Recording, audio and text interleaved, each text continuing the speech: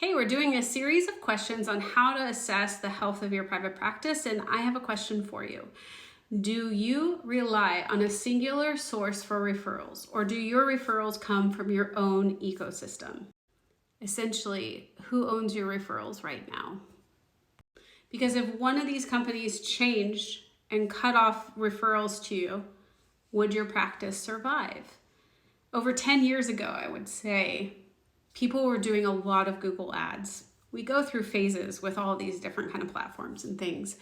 And Google changed their algorithm. And then all of a sudden, therapists were on the struggle bus, especially those who were relying solely on Google ads to fill their practice.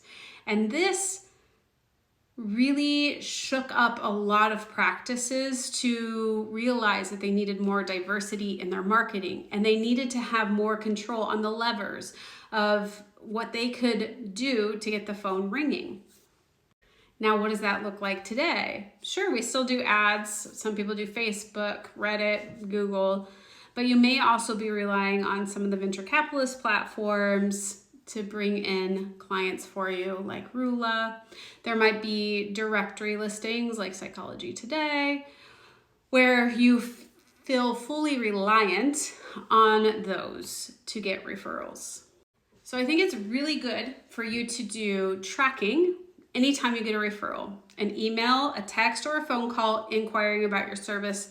Ask them, how did you hear about me? Then you can look at your pipeline and determine what percentage comes from where.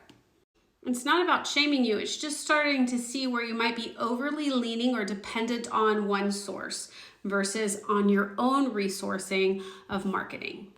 I want to hear, where do you get your referrals currently? Where are they all coming from for you?